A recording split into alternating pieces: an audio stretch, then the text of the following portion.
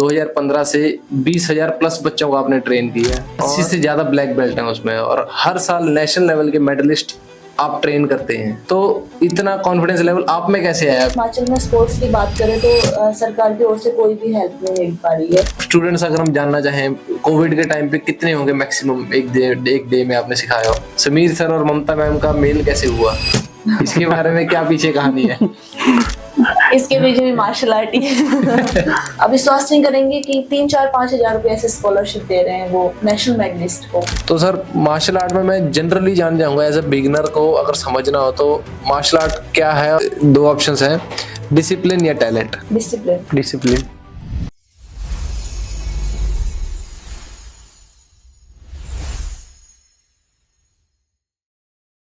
आज के टाइम में पेरेंट्स अपने बच्चों को कोडिंग सिखा रहे हैं, इंग्लिश स्पीकिंग स्किल सिखा रहे हैं, म्यूजिक डांस सब कुछ सिखा रहे हैं, लेकिन वो एक स्किल जो कॉन्फिडेंस, डिसिप्लिन, सेल्फ डिफेंस तीनों सिखाती है, वो है मार्शल आर्ट।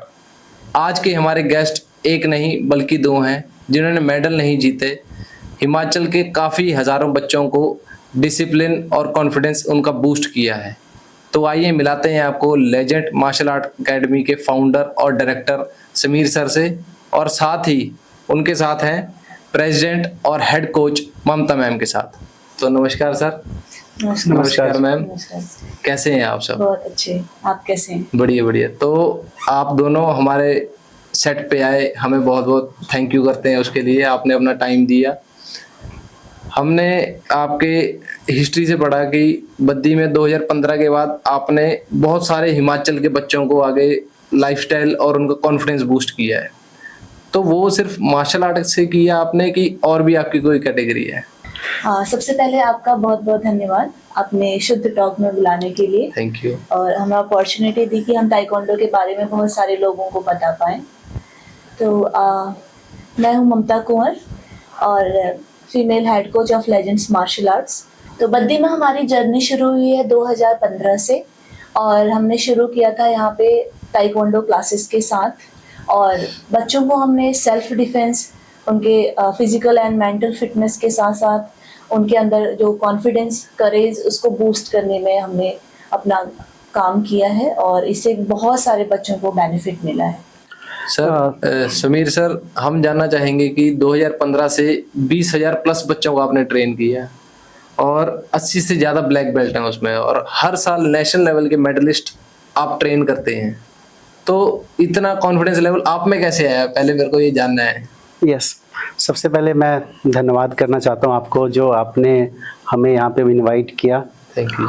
और मार्शल आर्ट का जर्नी हमारा ऐसा रहा 2015 में, जैसे कि मैम ने बताया, 2015 में हमने यहाँ पे मार्शल आर्ट स्टार्ट किया बद्दी जैसे शहर में। जब वहाँ यहाँ पे उस टाइम स्पोर्ट्स नहीं था उतना, बद्दी में स्पोर्ट्स नहीं था, और उस टाइम हमने मार्शल आर्ट स्टार्ट किया, और एक हमने छोटे लेवल से स्टार्ट किया, एक एकेडमी का सेटअप हमने बनाया। उसके बाद यहाँ के जितने भी स्कूल्स हैं वहाँ से हमने टाई अप किया, और वहाँ पे सेल्फ डिफेंस सिखाना स्टार्ट किया, और धीरे धीरे करके आज के टाइम में हमने एक बहुत बड़ा एम्पायर यहाँ पे खड़ा किया है। और यहाँ बद्दी के अलावा पूरे हिमाचल में लेजेंड मार्शल आर्ट एकेडमी का एक बढ़िया नाम चलता है, और एवरी ईयर हमारे यहाँ से मैक्सिमम बच्चे जो कि नेशनल में जाते हैं, या स्कूलिंग गेम हो गया या फेडरेशन टूर्नामेंट हो गया, तो मैक्सिमम जो बच्चे होते हैं जो नेशनल में जाते हैं वो हमारे एकेडमी से होते हैं।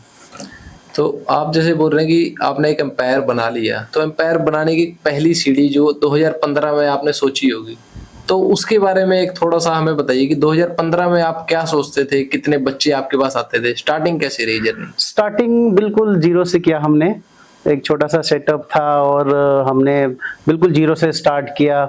शुरुआत में हमने ये नहीं सोचा था कि हम पूरे हिमाचल में इतना अच्छा काम कर पाएंगे, और हमारा मेन मोटिव था कि जो भी बच्चे हमारी एकेडमी में आ रहे हैं उनको हम सेल्फ डिफेंस स्किल सिखा पाएँ और वो अपनी आत्मरक्षा कर पाएँ, और अगर उनके साथ कहीं पे कुछ गलत हो रहा है उसके खिलाफ आवाज़ उठाएं वो, क्योंकि बच्चा अपने मन में ही चीज़ें दबा लेता है या डरता है उजागर करने में। तो मार्शल आर्ट इस पर्पस या इस मोटिव को लेके हमने यहाँ पे शुरू किया था, और यहाँ के स्थानीय स्कूलों का इसमें बहुत बड़ा योगदान रहा, और हमने बद्दी के 13 to 14 स्कूल अभी जिनके साथ हम एसोसिएटेड हैं, अच्छा। और उनमें हम सेल्फ डिफेंस की ट्रेनिंग देते हैं, और वहाँ से बच्चों को सेल्फ डिफेंस की नॉलेज मिली और उन्होंने अपने पेरेंट्स को इस बारे में बताया। पेरेंट्स जागरूक हुए और उन्होंने प्रोफेशनली मार्शल आर्ट क्लासेस में, स्पेशली ताइक्वांडो क्लासेस में बच्चों को इनरोल कराया, ताकि वो और प्रोफेशनल तरीके से कर पाएँ इस चीज़ को। तो धीरे धीरे जब सेल्फ डिफेंस लेवल बच्चों का अच्छा हुआ, ताइक्वांडो के बारे में उनको नॉलेज मिली, तो हमने इसे ताइक्वांडो को एज अ स्पोर्ट्स भी करना शुरू किया, क्योंकि ताइक्वांडो 2 तरीके से किया जाता है, first as a traditional martial art और सेकंड एज अ स्पोर्ट्स। तो हमने इसको एज अ स्पोर्ट्स स्टार्ट किया हिमाचल में। तो यहाँ पे फर्स्ट हमने ओपन लेवल के जो टूर्नामेंट्स हैं उसमें बच्चों को परफॉर्म करवाया, फिर उसके बाद डिस्ट्रिक्ट, स्टेट, और इस तरीके से उनका सिलेक्शन हो गया, तो नेशनल लेवल तक बच्चे गए, और अभी हमारे पास एवरी ईयर पिछले 3-4 सालों से नेशनल मेडल बच्चे जीत पा रहे हैं। हमने मैं स्पेशली मैम आपसे पूछना चाहूँगा कि लेजेंड्स मार्शल आर्ट में डिसिप्लिन को बहुत आप मोटिव देते हैं, बहुत प्रमोट करते हैं, तो डिसिप्लिन ऐसी क्या चीज़ है जो बच्चों में जरूर होनी चाहिए? बच्चों में क्या, हर किसी में होनी चाहिए? तो उससे कितना एडवांसमेंट होती है, कितनी लाइफस्टाइल इंक्रीज होता है, अच्छा होता है? डिसिप्लिन ही सब कुछ है, और मार्शल आर्ट एकेडमी को हम दूसरे शब्दों में बोलते हैं हाउस ऑफ डिसिप्लिन। तो डिसिप्लिन वो चीज़ है, जैसे हम मोटिवेशन की बात करते हैं, मोटिवेशन थोड़े टाइम के लिए रहता है, हम किसी चीज़ से मोटिवेट हो जाते हैं, फिर उस चीज़ के लिए कोशिश करते हैं, उससे मोटिवेट हो, और एक लेवल पे वो ख़त्म हो जाता है। लेकिन डिसिप्लिन वो चीज़ है जो आपको एवरी टाइम अलर्ट रखती है अपने गोल के लिए। तो डिसिप्लिन सबसे ज़्यादा ज़रूरी होता है, और एज एन एथलीट हम बात करें तो प्लेयर्स के लिए बहुत ज़्यादा ज़रूरी है, और कोचेस के लिए भी। बच्चे अपने डाइट से लेकर अपने टाइम टेबल से लेके और स्टडी से लेके सब कुछ डिसिप्लिन वे में करता है, ताकि वो एक लिमिटेड टाइम में सारी चीज़ें मैनेज कर पाता है। तो इसमें डिसिप्लिन का सबसे बड़ा रोल है। तो आप दोनों से एक सवाल मैं पूछना चाहूँगा कि आप दोनों इतना बड़ा एम्पायर कैसे संभाल रहे हैं? आप दोनों हस्बैंड वाइफ हैं, और बाकी चीज़ें घर की कैसे मैनेज करते हैं? कौन क्या चीज़ करता है, वो चीज़ के बारे में पूछना चाहूँगा मैं। यहाँ पे हमें काम को डिवाइड करते हैं और मेरा किचन में थोड़ा कम इंटरेस्ट है, तो सर का ज़्यादा इंटरेस्ट है। सर किचन मोस्टली पसंद करते हैं, उनकी हॉबी है कि अच्छा बनाना और खिलाना। तो बच्चों की डाइट से रिलेटेड सर का रहता है, और मैं बाकी बच्चों की स्टडी वगैरह वो चीज़ें देखते हैं, सारी चीज़ें। मतलब हम लोग आपस में मिलजुल के करते हैं, सारे काम करते हैं। तो अगर हम लेजेंड्स मार्शल आर्ट को ना पूछें तो हम ये पूछना चाहेंगे कि समीर सर और ममता मैम का मेल कैसे हुआ? इसके बारे में क्या पीछे कहानी है? इसके पीछे भी मार्शल आर्ट ही है। तो उसके बारे में बड़ी लंबी कहानी है, इसके लिए हमें एक अलग से फिर से दोबारा करना पड़ेगा। नहीं, एक छोटा सा अगर आप बताना चाहे तो, क्योंकि आपके इतने सारे बच्चे देख रहे हैं, उनके अंदर भी होता होगा। हाँ, हमें मार्शल आर्ट में हम मिले थे एक दूसरे से, और हम काफी अच्छे दोस्त थे, और लगभग 10 सालों की फ्रेंडशिप के बाद हमने सोचा हम मैरिज कर लेते हैं। अच्छा। बस। मैम उत्तराखंड की टीम से थे, मैं हरियाणा की टीम से होता था। जी। अच्छा, कॉलेज के टाइम से हम लोग फ्रेंड्स हैं। तो आपने कब सोचा कि अब आप बद्दी में मूव होने का, या किसी ने बताया हो आपको, या पहले से हो आप? कैसे बद्दी में मूव कैसे हो गए आपका legend martial art academy? Baddi में एक छोटा सा सेटअप था, किसी और का था यहाँ पे।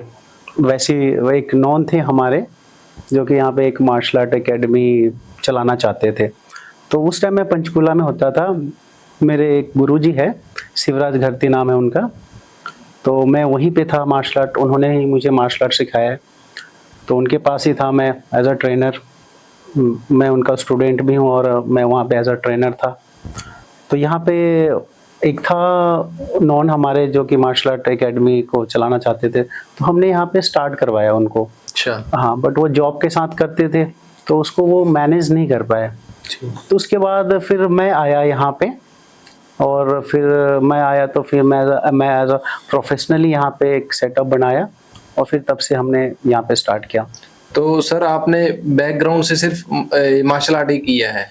किसी और फील्ड में नहीं आपने कोई जॉब नहीं। किया, वर्किंग किया, मेरा- सोचा कभी ऐसा कुछ? कई बार सोचा, बट मेरा मन नहीं लगा कहीं पे भी, क्योंकि मेरे दिमाग में, मेरे शरीर में मार्शल आर्ट बिल्कुल घुसा हुआ था। तो हाँ, बिल्कुल होता है ना कि हमारा इस चीज के बिना सांस हाँ, नहीं आती है, वो वाली बिल्कुल, चीज है। बिल्कुल, एक पागलपन मैम, था। सेम आपके साथ भी वैसा ही है? जी बिल्कुल।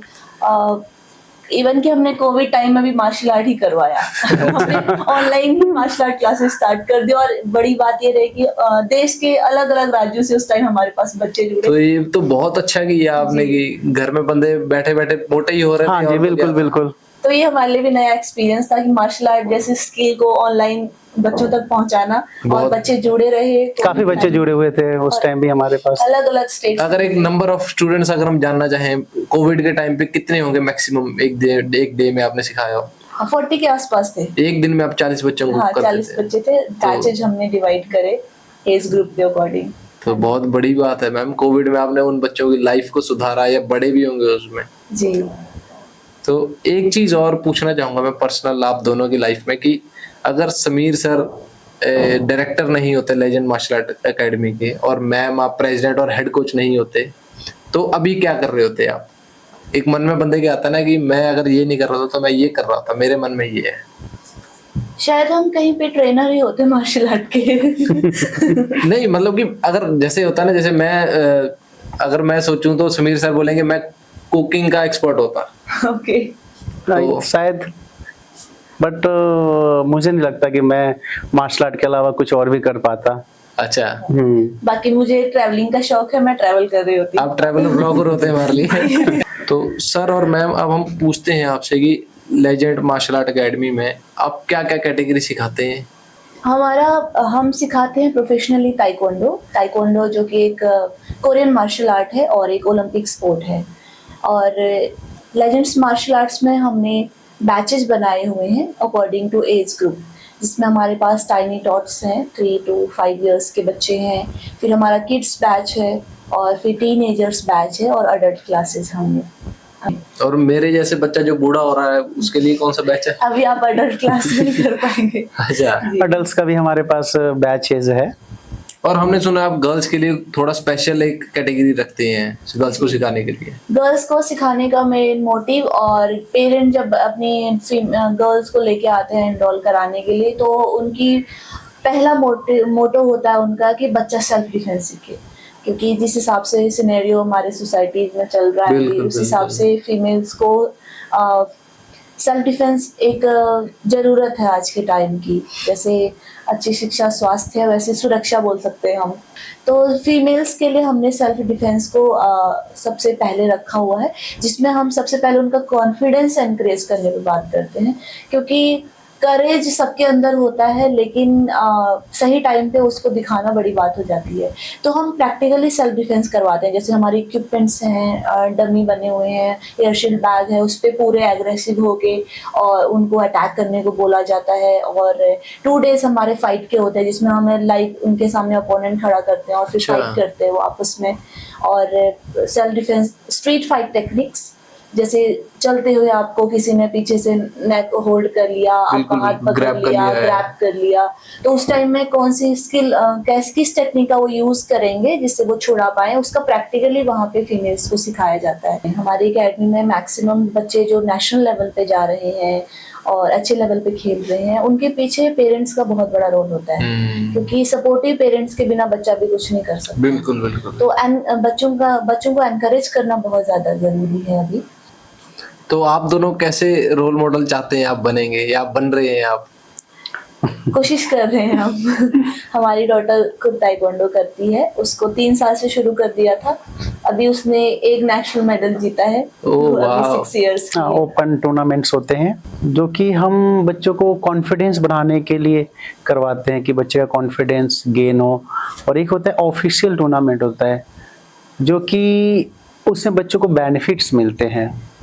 बच्चा अगर आगे स्पोर्ट्स करना चाहता है या गवर्नमेंट जॉब लेना चाहता है या अच्छे कॉलेज अच्छी यूनिवर्सिटी में एडमिशन लेना चाहता है, तो अगर बच्चा जाता है स्टेट नेशनल खेलता है तो उसमें उसको सपोर्ट मिलता है, उससे स्पोर्ट्स कोटा लग जाता है स्पोर्ट्स उसको। कोटा लग जाता है। तो और एक ओपन टूर्नामेंट मैंने आपको बताया, वो कोई भी पार्टिसिपेट कर सकता है। तो हमारी एकेडमी में ऐसे कितने बच्चे हैं जिनको स्पोर्ट्स कोटा लग सकता है, जिनको मतलब नेशनल लेवल का सर्टिफिकेट मिल चुका है? बिल्कुल, बहुत सारे बच्चे हो गए हैं। अभी हाल में ही कुछ दिन पहले ही हमारे 3 बच्चे सम्मानित हुए हैं, जो कि हिमाचल के शिक्षा मंत्री ने उनको सम्मानित किया है। अच्छा। और स्कॉलरशिप भी मिला है। और 69 स्कूल गेम, AGFI गेम होता है जो school game federation of India इसको ऑर्गेनाइज करती है। तो हिमाचल स्कूल स्पोर्ट्स एसोसिएशन ने इस टूर्नामेंट को आयोजन किया था, और उसमें हमारे 3 बच्चे जो कि नेशनल एरिना पे मेडल लेकर आए हैं, और ये बहुत बड़ा अचीवमेंट है। उस मेडल का डायरेक्ट स्पोर्ट्स कोटा है, वो मेडल का डायरेक्ट स्पोर्ट्स कोटा है। और अभी मैं बताऊं आपको, अंडर 14 फर्स्ट टाइम हमारे ताइक्वांडो की टीम गई थी, और अंडर 14 की सारी टीम बॉयज़ की, जो कि हमारे मुख्यमंत्री जी ने सपोर्ट किया और उनको बाय एयर भेजा सारी टीम को। मुख्यमंत्री जी ने ट्वीट भी किया था। नागालैंड में ये टूर्नामेंट हुआ था, और वहाँ पे एक हमारे एकेडमी का एक बच्चा है जो कि 11 साल का है अभी, और पिछले 8 साल से हमारे एकेडमी में है। और वहाँ मतलब जब से वो 3 साल का था तब से आपके एकेडमी तब से एकेडमी में, हमारे एकेडमी में है। और वो 3 बार नेशनल में मेडल मार चुका है, फेडरेशन नेशनल में, और एक बार स्कूल गेम में अभी अंडर 14 में उसका मेडल आया था, और हमारे मुख्यमंत्री जी ने भी उनको सम्मानित किया है। यानी 11 साल की उम्र में वो 4 बार नेशनल मेडलिस्ट हो चुका है। तो वो यहाँ पे पेरेंट्स का डेडिकेशन, बच्चे की मेहनत और एक अच्छा कोच। हम जान सकते हैं अपने पॉडकास्ट में उस बच्चे का नाम क्या है? हाँ, अर्नव सैनी नाम है। अच्छा। हिमाचल से ही है। तो अगर आपको हिमाचल में एक कंपटीशन कराना हो तो आप अपने लेवल पे कब कराएंगे? हम लोग करवाते हैं, एवरी ईयर हम टूर्नामेंट्स करवाते हैं। अच्छा। हाँ, और हिमाचल के अलावा भी हमारे आसपास के जितने भी राज्य हैं वहाँ से खिलाड़ी आते हैं, कोचेस आते हैं, और एक बहुत बढ़िया इवेंट होता है हमारा, नेशनल लेवल का इवेंट होता है बद्दी में, और ये हम लेजेंड्स कप के नाम से करवाते हैं, और ये पिछले 8-9 सालों से हम कर रहे हैं। आप कर रहे हैं? हाँ जी, करवा रहे हैं, हम हर साल करवा रहे हैं। बहुत अच्छे लेवल का टूर्नामेंट होता है हमारा, जिसमें बच्चों को एक मोटिवेशन, मेन हमारा टारगेट होता है कि बच्चा मोटिवेट हो, कॉन्फिडेंस लेवल बढ़े उनका, और मार्शल आर्ट के प्रति उनके अंदर जागरूकता है। एक मैं पूछना चाहूंगा कि अभी एक पीछे रिसेंटली पॉडकास्ट आता है राजवानी जी का, उन्होंने लिया था रंजीत सर के साथ में, तो उसमें उन्होंने बताया था, रंजीत सर ने बोला कि अभी वैभव सूर्यवंशी को 1 करोड़ रुपए सरकार ने दिया, मगर उसकी वैल्यू नहीं है अभी देने की, क्योंकि अब वो फेमस हो चुके हैं जी। तो आपका कितनी मान्यता है इस चीज में कि जब ग्रास रूट पे बच्चा लर्न कर रहा होता है स्पोर्ट्स और ये सारी चीजें, तो सरकार का उसी टाइम उसमें इन्वॉल्व होना बहुत जरूरी होता है? बिल्कुल सही बात है, और वो बिल्कुल सही बात बोल रहे थे, 100% सही है। वैभव सूर्यवंशी फेमस हो चुके हैं, हर कोई उनको जानता है, और अब उन्हें फाइनेंशियली स्ट्रांग बन चुके हैं वो, उनको कभी कोई दिक्कत नहीं आएगी। लेकिन ग्रास रूट लेवल पे जहाँ से बच्चा खेलना शुरू करता है, अलग अलग बैकग्राउंड के बच्चे होते हैं, कोई मिडिल क्लास है, कोई लोअर मिडिल क्लास है, जैसे सोसाइटी में डिवाइड किया हुआ है। तो नेशनल लेवल तक आते आते जैसे बारी आती है अच्छे एलीट लेवल पे बच्चा जाने वाला होता है, वहां तक बस हो चुकी होती है पेरेंट्स की कि अब इससे ज्यादा खर्चा नहीं कर सकते। बिल्कुल एक लिमिट होती है उसकी। स्पोर्ट्स बहुत एक्सपेंसिव हो चुका है, कोई भी स्पोर्ट्स अगर प्रोफेशनली करे, डाइट की बात करें, उसके इक्विपमेंट्स चाहिए, ट्रेनिंग फी होती है, टूर्नामेंट्स में आने जाने का खर्चा होता है, साथ में एंट्री फी होती है, तो बहुत सारे एक्सपेंसेस होते हैं। तो ग्रास रूट लेवल पे अगर हिमाचल में स्पोर्ट्स की बात करें तो सरकार की ओर से कोई भी हेल्प नहीं मिल पा रही है किसी भी स्पोर्ट्स में, मुझे लगता है। तो और स्कॉलरशिप भी बहुत अच्छा नहीं दे पा रहे हैं। अदर स्टेट की बात करें, हमारे पड़ोसी राज्य हरियाणा, चंडीगढ़ की बात करें, तो वहाँ पर नेशनल मेडल जीतने पर विनर्स को लाखों में प्राइजेस मिलते हैं, स्कॉलरशिप मिलती है, तो बच्चे का पूरे साल के लिए लगभग कुछ खर्च वो निकाल पाएगा और आराम से ट्रेनिंग कर सकता है। लेकिन हिमाचल में अब विश्वास नहीं करेंगे कि 3-4-5 हज़ार रुपये ऐसे स्कॉलरशिप दे रहे हैं वो नेशनल मेडलिस्ट को। तो अगर बद्दी से कोई शिमला अवार्ड लेने जाए तो उतना उसका किराया निकल जाता है।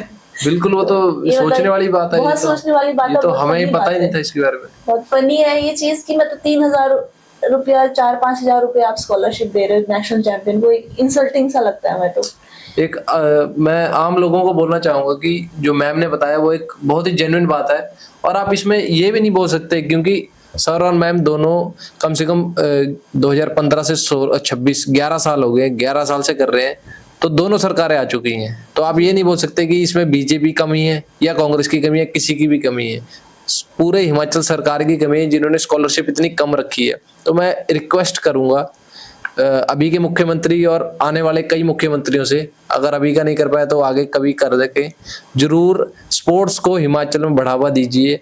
हमारा हिमाचल स्पोर्ट्स में बहुत कम है, बहुत लो है, कोई उनको सपोर्ट नहीं मिलता है। हर किसी फील्ड में मैं पूछ रहा हूँ, और मेरे पॉडकास्ट में आप देख भी सकते हैं ये चीज हो रही है। क्योंकि चंडीगढ़ में स्टेट मेडलिस्ट को भी हाँ, स्कॉलरशिप स्टेट मेडलिस्ट को भी अच्छा स्कॉलरशिप है। उनको कितनी मिलती है पैसे अगर पूछे तो? 40, 50, 60 हजार रुपए ऐसे स्टेट मेडलिस्ट को मिलती है। और यहाँ पे और हिमाचल में नेशनल वाले को 4-5 हजार रुपए ये स्कॉलरशिप है।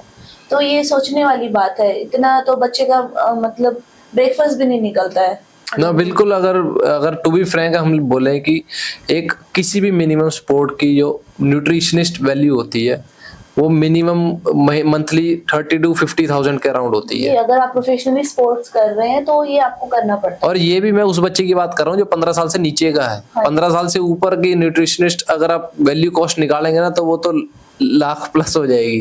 अगर सर समीर सर अगर हम आपकी पूछें मंथली डाइट तो कितनी होगी, कितनी कॉस्ट निकलेगी उसकी? मैं अगर प्रोफेशनली जैसे मैं अगर किसी इवेंट की तैयारी करूं तो मुझे लगता है 40-50 हजार रुपये नॉर्मल आ जाएगा मेरा डाइट का खर्चा महीने का। और प्लेयर्स हैं उनको प्री वर्कआउट चाहिए, पोस्ट वर्कआउट चाहिए, 3 मील्स के अलावा फिर उनको एनर्जी बार्स चाहिए होते हैं, प्रोटीन ड्रिंक्स चाहिए होती हैं, तो इन पे काम करना पड़ता है उनको। बिल्कुल। और अगर एक स्पोर्ट्स पर्सन जो है कितने मंथ पहले तैयारी करता है किसी भी इवेंट की? सालों की तैयारियां लगती है, लेकिन जैसे हमारा स्टेट टूर्नामेंट आ रहा है मान लीजिए, तो 6 महीने पहले सारा प्लान हो जाता है। तो अगर 6 महीने पहले अगर कोई बच्चा तैयारी कर रहा है तो 30,000 भी अगर हम लगा के चले तो 1,80,000 रुपये खर्च के उसको 5,000 रुपये मिल रहे हैं। वो भी ये सिर्फ डाइट की बात कर रहे हैं हम, इसके अलावा भी बहुत सारे खर्चे होते हैं। बिल्कुल बिल्कुल, वो तो होता ही है। डाइट की हम बात कर रहे हैं, आने जाने का खर्चा होता है, स्पोर्ट्स के इक्विपमेंट होते हैं, आपकी ड्रेसेस होती हैं, बिल्कुल, और काफी चीजें होती हैं। तो अगर हम न्यूट्रिशन नहीं मांगे सिर्फ, तो उसको बच्चे को मिल रहा है 5,000 रुपये, तो उसके पापा तो यही बोलेंगे भाई तू किराने की दुकान खोल ले। एग्जैक्टली 1,80,000 का सामान बेच के कम से कम 2.5 लाख कमाएगा वो। ये है चीजें। बहुत सारे हमारे पास ऐसे बच्चे हैं जो सब जूनियर कैटेगरी यानी 9-10 साल से उन्होंने शुरू किया और कॉलेज लेवल तक उन्होंने खेला, और जब आई बात करियर की तो उन्होंने क्विट करा क्योंकि उनको इसमें स्कोप नहीं दिखा कि जितना उनके फादर वगैरह बिजनेसमैन है जैसे, तो उनके बराबरी नहीं कर पाएंगे वो स्पोर्ट्स में, उनको ऐसा लगा। क्योंकि या फिर कई बच्चे पेरेंट्स चाहते हैं उनका बच्चा कोटा ना ले, वो अपने घर में ही रहे। ऐसे भी होता है कि इकलौता बेटा है या बेटी है तो वो अपने साथ ही रखना चाहते हैं, दूर नहीं भेजना चाहते कोटा लगा के, तो उस टाइम में वो क्विट कर देते हैं क्योंकि उनको लगता है कि बिजनेस में बेनिफिट है वो स्पोर्ट्स कभी नहीं दे पाएगा। वो सच भी है ग्रास रूट लेवल पे, या फिर अगर हम ग्रास रूट लेवल से थोड़ा ऊपर उठ के भी देखें तो इतना बेनिफिशियल मतलब इतना अच्छा करियर नहीं है। अगर आप प्रोफेशनली कर रहे हो और बहुत अच्छा आपने अपने आप इन्वेस्ट किया अपने गेम में, तब आपके पास अच्छी अपॉर्चुनिटीज आती है। बिल्कुल बिल्कुल, क्योंकि at the end financial stability matter करती है, वो हर किसी को मैटर करती है। आप एक स्टूडेंट लाइफ में है तो आप कुछ भी कर सकते हैं, उसमें मस्ती कर सकते हैं, मजाक कर सकते हैं, मगर जब आप कॉलेज लाइफ अचीव कर लेते हैं आगे रिस्पॉन्सिबिलिटी आ जाती है, तो रिस्पॉन्सिबिलिटी कई आ जाती है। चाहे वो लड़की हो लड़का हो, आजकल तो बराबर चल रहा है। आजकल लड़कियों को भी उतनी टेंशन होती है करियर की और लड़कों को भी उतनी होती है। तो सर मार्शल आर्ट में मैं जनरली जान जाऊंगा एज ए बिगिनर को अगर समझना हो तो मार्शल आर्ट क्या है और उसमें कौन कौन से टाइप होते हैं? ओके, तो मार्शल आर्ट जो है एक युद्ध कला है। मार्शल आर्ट को हम एक युद्ध कला बोलेंगे जिसमें हम लड़ना और अपने आप को बचाना सीखते हैं। अच्छा। और इसमें कई सारे फॉर्म है, अलग अलग है, जैसे कराटे, ताइक्वांडो, जूडो, बॉक्सिंग, मुआथाई, है ना, किक बॉक्सिंग, ऐसे बहुत सारे फॉर्म हैं। और मैं अपनी बात करूँ तो हम लोग ताइक्वांडो करवाते हैं, है ना, वो भी ठीक एक मार्शल आर्ट है, मार्शल आर्ट का एक फॉर्म है जिसमें किकिंग ज़्यादा होता है। किकिंग पे ज़्यादा हम लोग काम करते हैं। पंचेस भी होता है, पंचेस भी है, बट अगर हम टूर्नामेंट्स की बात करें तो उसमें फाइट वाली जो टूर्नामेंट होती है उसमें किक्स का ज़्यादा रोल होता है क्योंकि स्कोर ज़्यादा मिलते हैं। अच्छा। और एक होता है हमारा टेक्निकल होती है जो कि हम पुमशे बोलते हैं, तो उसमें पंचेस भी इक्वल है, जितना किक्स है उतना पंचेस है। और इसके बाद अगर हम बेल्ट्स की बात करें, इसमें बेल्ट आती है आपकी, ग्रीन हाँ बेल्ट, जी। ऑरेंज बेल्ट, ब्लैक बेल्ट, तो हाँ, वो आप कैसे बताएंगे? बेल्ट एक मैं बात करूं तो बेल्ट क्या होता है, एक स्टेयर होता है अच्छा। मार्शल आर्ट में, कि वाइट होता है, येलो होता है, ग्रीन होता है, ब्लू होता है, रेड होता है, रेड ब्लैक होता है। तो हम जैसे स्टार्टिंग में बच्चों को हम वाइट बेल्ट देते हैं तो एक ड्यूरेशन होता है, पीरियड होता है 3 से 4 महीने का, कि बच्चों को इस बेल्ट का लेवल्स करना होता है, जिसमें 3 से 4 महीने का डिस्टेंस होता है। तो वो बच्चा भी क्या करता है कि वो तैयारी करता है अच्छे से कि मुझे अब नेक्स्ट लेवल पे जाना है, अगले बेल्ट पे जाना है। तो एक टारगेट हो जाता है बच्चों के लिए कि मैं अच्छे से करूंगा तो ही मैं आगे जाऊंगा और मैं फिर उस बेल्ट को अचीव करूंगा। तो ऐसे ऐसे करते करते बच्चा फिर ब्लैक बेल्ट बनता है और बेसिक्स जर्नी को कंप्लीट करता है। बट बात करें बात मैं करता हूँ ब्लैक बेल्ट की, तो ब्लैक बेल्ट भी हमारा ये ताइक्वांडो में एक स्टार्टिंग, हम मार्शल आर्ट में एक स्टार्टर बोलते हैं। अच्छा। ब्लैक बेल्ट ये नहीं कि ब्लैक बेल्ट मैं ब्लैक बेल्ट हमने कंप्लीट ब्लैक कर बेल्ट लिया तो खत्म, ऐसा खत्म नहीं। ब्लैक बेल्ट स्टार्टर शुरुआत है, वहां से मैच्योरिटी आती है। अच्छा। हाँ, वो बेसिक चलता है ब्लैक बेल्ट से और नीचे। उससे पहले कौन कौन सी बेल्ट है अगर मैं जानना चाहूँ तो? स्टार्टिंग में व्हाइट बेल्ट है, जिसका मतलब है एक ब्लैंक पेपर, बच्चा अच्छा। आया एकदम ब्लैंक है, कुछ नहीं आता उसको। ठीक। फिर उसमें उसको जो टाइम पीरियड मिला उसमें वो सीखेगा बेसिक मूव्स वगैरह। तो फिर येलो बेल्ट आती है, येलो होता है नॉलेज का सिंबल, तो नॉलेज आ रहा है उसको येलो। फिर उसके बाद आता है ग्रीन बेल्ट। तो जैसे एक छोटा सा पौधा होता है, बर्ड से वो पेड़ बनता है तो हल्की सी ग्रीनरी आती है, जी, तो जी, उसको जी। थोड़ा सा नॉलेज आने लगा, Green। थोड़ा मैच्योर होने लग गया वो। तो इस तरीके से फिर इसमें ग्रीन वन भी होता है, थोड़ा और अच्छा बेटर कर लिया। फिर ब्लू वन स्काई को इंडिकेट करता है, आसमान की ओर बढ़ रहा है। अच्छा। तो इस तरीके से फिर रेड आता है, रेड होता है मैच्योरिटी का लेवल, कि आप अपने स्किल पे कंट्रोल करना सीख रहे हो, कहाँ आपको करना है यूज, कहाँ नहीं करना है, उस चीज को आप सीख रहे हो, ये होता है। और ब्लैक बेल्ट होता है रेस्पॉन्सिबिलिटी, अब आपको कोशिश करनी है कि अब ना ही यूज करो जब तक लास्ट अच्छा। मोमेंट तक, क्योंकि आपकी टेक्निक्स इतनी प्रोफेशनल हो चुकी होती है, आपके मूव्स में इतना पावर आ चुका होता है, अगर आप कहीं भी यूज करोगे चलते फिरते तो डैमेज कर नुकसान कर किसी सकती को। है। तो ब्लैक बेल्ट का एम होता है कि यूज ना करें ज्यादा कभी भी, अच्छा। लास्ट मोमेंट तक, जब तक आप पे जान तक बात ना आ पाए। अच्छा अच्छा, ये बात होती है। ब्लैक बेल्ट को रिस्पॉन्सिबिलिटी का प्रतीक माना जाता है। तो ब्लैक बेल्ट फिर उसमें डैंस होते हैं 1st to 9 डैन तक। तो मास्टर्स डिग्री शुरू होती है 4 डैन से। तो इसमें ब्लैक बेल्ट 1 डिग्री फर्स्ट, उसके बाद 1 साल की ट्रेनिंग के बाद आप सेकंड डिग्री के लिए अप्लाई करते हो, फिर थर्ड के लिए 2 इयर्स की आपको ट्रेनिंग चाहिए। मतलब अगर हम बात करें तो ब्लैक बेल्ट तक आप कह रहे हैं भी पहले करच्चा फिर LKG UKG, जी। ब्लैक बेल्ट मतलब फर्स्ट क्लास है। Class Yes। उसके बाद शुरू होती है असली क्लासेस। तो उसमें मास्टर्स, एक्चुअली मार्शल आर्ट जो है ताइक्वांडो या कोई भी लाइफ लॉन्ग जर्नी है, एक वे ऑफ लाइफ बोलते हैं, जिंदगी जीना सिखाते हैं हमें। जी। जब तक हम रहेंगे तब तक हमारे अंदर डिसिप्लिन रहेगा। डिसिप्लिन रहेगा। हमारे टूर्नामेंट्स होते हैं अभी, जैसे सीनियर 1 सीनियर 2 बोलते हैं, अंडर 40 अंडर 50 60 इयर्स के, तो उसमें मास्टर्स खेलते हैं, तो उनको देख के इतनी मोटिवेशन मिलती है। आप 50-60 साल की उम्र में नॉर्मल जो भी सिविलियन जो भी है लोग, उनसे उम्मीद नहीं कर सकते वो फाइट करेंगे, या फिर वो उन्होंने सोच लिया होता है अब हम बूढ़े हो चुके हैं।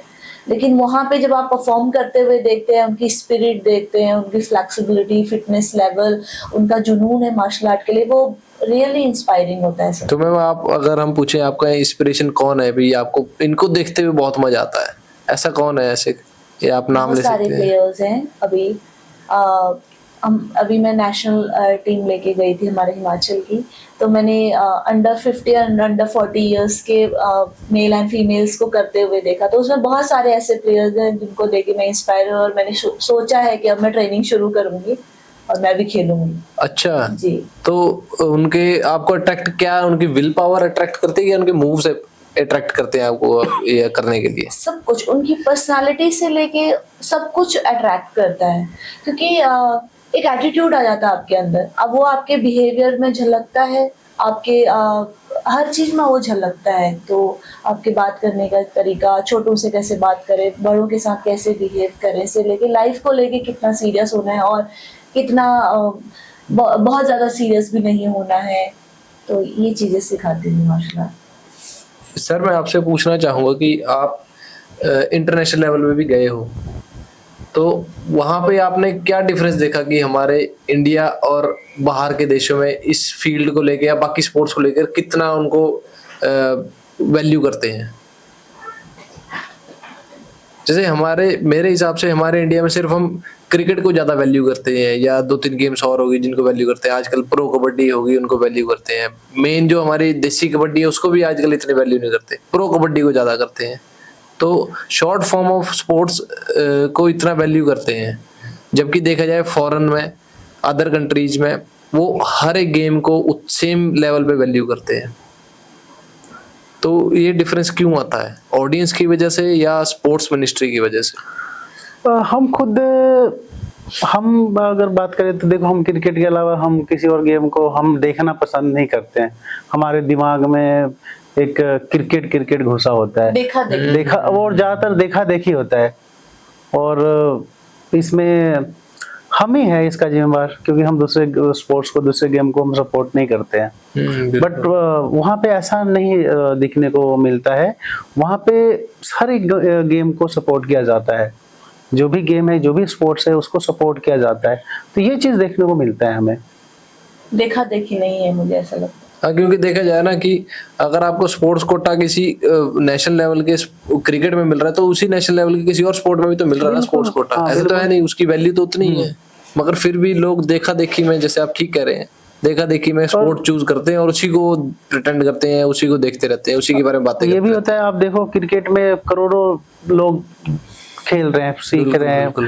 और अगर मैं बात करूं, अगर हमारे ताइक्वांडो की, मैं ताइक्वांडो की बात करूं, अगर 100 बच्चा ट्रेनिंग कर रहा है, तो मुझे लगता है 15 से 20 बच्चे जिनको स्पोर्ट्स कोटा, अगर वो प्रोफेशनली करे, स्पोर्ट्स कोटा लग जाएगा और वो आगे अपना फ्यूचर बना सकता है। लेकिन क्रिकेट में ऐसा नहीं है, करोड़ों लाखों में एक निकलता है। हाँ, तब भी लोग नहीं समझते। बहुत सारे आपने देखे होंगे एग्जाम्पल, क्योंकि हम सुनते ही हैं, पवेलियन खेलते खेलते लाइफ निकल जाती है। बिल्कुल बिल्कुल बिल्कुल। अपने में ऐसा नहीं है, बल्कि बच्चा आराम से +2 करे स्पोर्ट्स खेलते खेलते, और +2 तक अगर वो नेशनल मेडलिस्ट है तो +2 करते ही कोटा ले लेता है। और एक सेल्फ डिफेंस, एक डिसिप्लिन वो भी रहता है।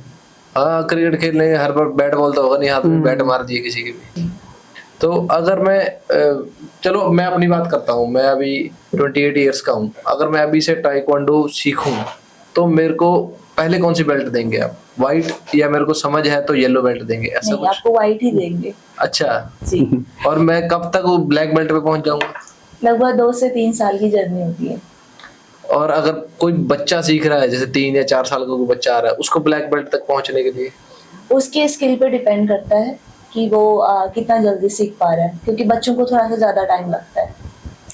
और अगर मैं ही जल्दी लेवल अप कर लूं या कुछ भी, तो 2 साल से पहले भी मैं अचीव कर सकता हूँ ब्लैक? बिल्कुल। एक कंडीशन है, अगर आप स्टेट में गोल्ड मेडलिस्ट हैं तो नेशनल खेलते टाइम आपको दे सकते हैं।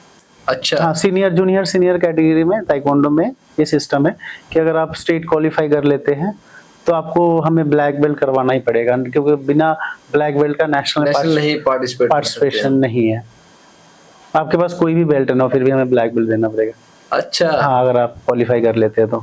हाँ, उसके बाद फिर बच्चे की स्किल भी तो होती है ना कि वो नेशनल लेवल का खेल सकता है, नहीं खेल सकता, हाँ, तभी आप देंगे। हाँ बिल्कुल बिल्कुल। जैसे मान लो मैं स्टेट लेवल में बाय लक जीत गया, तो हर बार तो मैं लक से नेशनल लेवल नहीं जीत पाऊंगा, तो एकेडमी भी देखती होगी भी ये बच्चा, अभी इसको 6 महीने और ट्रेनिंग है, फिर इसको नेशनल लेके जाएंगे। सिलेबस उसको पूरा करना पड़ेगा, उसके बावजूद भी बस उसको बेल्ट पहले दे देते हैं। अच्छा। हाँ जी। और इसकी सर्टिफिकेशन वगैरह वो सारी? सर्टिफिकेशन ब्लैक बेल्ट की आती है world taekwondo headquarter cookie-one Korea से। वर्ल्ड वाइड में जितने भी ताइक्वांडो के ब्लैक बेल्ट्स हैं एक ही जगह से डिस्ट्रीब्यूट होते हैं, तो कोरिया से। तो इनका रिकॉर्ड कोरिया जाता है, वहाँ पे फिर उसके बाद अपडेट होता है, फिर बच्चों का सर्टिफिकेट एंड आईडी बन के आती है। और जैसे वहाँ रजिस्टर हो जाता है तो उसके बाद आप गूगल पे सर्च करके अपनी नेशनैलिटी, डेट ऑफ बर्थ डाल के चेक कर सकते हो कि अपडेट हुआ कि नहीं। वो कोई भी चेक कर कोई सकता भी है? चेक कर सकता है। वो जैसे मान लो हम Genuine- कहीं नेशनली खेलने जा रहे हैं तो वो पहले ही चेक कर लेते हैं बिल्कुल, ना? हाँ, तो ये जेन्युइन होने का प्रमाण भी है एक तरीके से। तो अभी सर और मैम हमारा एक मोस्ट इंटरेस्टिंग राउंड है रैपिड फायर। तो इसमें मैं एक क्वेश्चन पूछूंगा, मतलब क्वेश्चन क्या, आपको 2 ऑप्शंस दूंगा, आपने अपना क्वेश्चन ऑप्शन चूज करना है, आपने अपना ऑप्शन चूज करना है, ठीक है? तो पहला 2 ऑप्शंस हैं, डिसिप्लिन या टैलेंट। डिसिप्लिन। डिसिप्लिन। उसके बाद मनी और रिस्पेक्ट। बहुत। रेस्पेक्ट। और गोल्ड मेडल और black belt. Gold medal. Black belt. कौन से रैंक की? कोई भी। मॉर्निंग और night training. Morning. Night training. One student you will never forget. कोई ऐसा बच्चा जो आपको याद रहे अभी तक कि वो शानदार बच्चा था, या कुछ भी है कोई ऐसा बच्चा, उसका नाम ले सकते हैं आप? कई सारे बच्चे हैं। कई सारे। नहीं का चलो नाम- अभी लड़ाई नहीं डालते, नाराज आ जाएगी, ठीक है? तो एक ऐसी हैबिट जो हर किसी को डेवलप करनी चाहिए। Healthy eating. और सर? डिसिप्लिन। सर तो टाइकोंडो को छोड़ेंगे नहीं। डिसिप्लिन रहेगा तभी हम हेल्दी मीटिंग भी ले पाएंगे। मैं खुद। अच्छा, और एक ऐसी हैबिट जो क्विट कर देनी चाहिए कि ये बेकार चीज है। लेजीनेस। Unhealthy food. मेरा तो मन रहता है थोड़ा, मैं फूडी हूँ। चलो, तो थैंक यू सर और मैम, ये वाला राउंड खत्म हो गया। आप दोनों का ऐसे ही प्यार बना रहे, और Thank you. आप हमारे हिमाचल को ऐसे ही, हमारे हिमाचल के बच्चों को ऐसे ही आगे बढ़ाते रहे, इनको डिसिप्लिन इंप्रूव करते रहे, उनकी लाइफस्टाइल को अच्छा बनाने में हेल्प करें, उनको मार्शल आर्ट एकेडमी में, अपने लेजेंड्स मार्शल आर्ट एकेडमी में आगे ग्रोथ करते रहें, और बाकी हमारे हिमाचल का नाम रोशन करते रहें ऐसे ही। एक लास्ट एडवाइस आप कैमरे में देख के बोल सकते हैं जो आप देना चाहें हमारे हिमाचल के बच्चों को, भारत के बच्चों को, हमारे पेरेंट्स को, या किसी को भी, तो आप दे सकते हैं मैम प्लीज। सभी पेरेंट्स और बच्चों से यही कहना चाहती हूँ कि अपनी लाइफ में कोई भी एक स्पोर्ट्स को जरूर ऐड ऑन करें, जो भी आप खेल सकते हैं, जो भी आपके नियरेस्ट आपको पड़ता हो, क्योंकि स्पोर्ट्स आपको फिजिकली और मेंटली फिट रखता है और आपकी स्पिरिट को बना के रखता है, और आपको हमेशा गिरकर दोबारा जुनून के साथ उठने की प्रेरणा देता है। तो हमेशा कोई ना कोई स्पोर्ट्स को अपने जीवन में ऐड ऑन करें। और बच्चों के लिए ये स्पेशल मैसेज है कि थोड़ा सा पसीना बहाना जरूर सीखें, क्योंकि फिजिकल फिटनेस बहुत ज़्यादा ज़रूरी है, और स्टडी के साथ साथ स्पोर्ट्स आप जरूर करें। थैंक यू मैम, और थैंक यू सर आप दोनों का इधर आने के लिए। Thank you so much. Thank you. और ऑडियंस के लिए एक बहुत जरूरी बात है, मैं देख के बोलूंगा, देख के इसलिए बोलूंगा क्योंकि मैं नहीं चाहता ये लाइन स्किप हो जाए या आपसे मेरा कांटेक्ट स्किप हो जाए। तो जरूर सुनिए कि डिसिप्लिन किसी किताब से नहीं आता, कॉन्फिडेंस किसी मोटिवेशनल वीडियो से नहीं आता, और सेल्फ डिफेंस सिर्फ इमरजेंसी के लिए नहीं होता, लाइफ के लिए होता है। आज की कन्वर्सेशन आपको अगर थोड़ी सी भी इम्प्रूव लगी हो, या आपको लगा हो इससे आपकी लाइफस्टाइल या आपको कुछ इन्फॉर्मेशन मिली है, तो वीडियो को सब्सक्राइब, हमारे चैनल को सब्सक्राइब करें, वीडियो को लाइक करें, और एक छोटा सा प्यारा सा कमेंट आप जरूर करें। और साथ में हम नहीं भूलेंगे कि हम अपने गेस्ट को एक छोटा सा गेस्ट ऑफ ऑनर देते हैं, वो देते हुए हम इस वीडियो को एंड करेंगे। तो सर और मैम आपके लिए एक छोटा सा गेस्ट ऑफ ऑनर है, thank you so much. Please बैठे रहिए। तो ऐसे ही देखते रहिए, हम ऐसे मोटिवेशनल पॉडकास्ट आपके लिए लाते रहेंगे, हमारे हिमाचल का नाम ऐसे ही रोशन करते रहेंगे, ऐसे बहुत अच्छे अच्छे हमारे इंस्पिरेशनल गेस्ट को लाते रहेंगे आपके सामने। धन्यवाद। लाइक करें, शेयर करें, सब्सक्राइब करें शुद्ध टॉक्स। एक और, आप हमें तो फॉलो करते ही हैं, मगर हम चाहेंगे कि आप लेजेंड मार्शल आर्ट एकेडमी के यूट्यूब चैनल और इंस्टा दोनों को हम इस वीडियो के डिस्क्रिप्शन में डाल देंगे, अपने इंस्टाग्राम के पेज पे डाल देंगे, आप जरूर फॉलो करें। वहां जाके आप देखें कि हमारे हिमाचल के जो बच्चे हैं कितना इम्प्रूव कर रहे हैं, कितना कुछ सीख रहे हैं सिर्फ 2 पर्सन्स की बदौलत। तो इनको थैंक यू जरूर कमेंट करें इनकी वीडियोस में, और इनकी वीडियो और पेज को जरूर शेयर करें। धन्यवाद, सभी का राम राम। Thank you.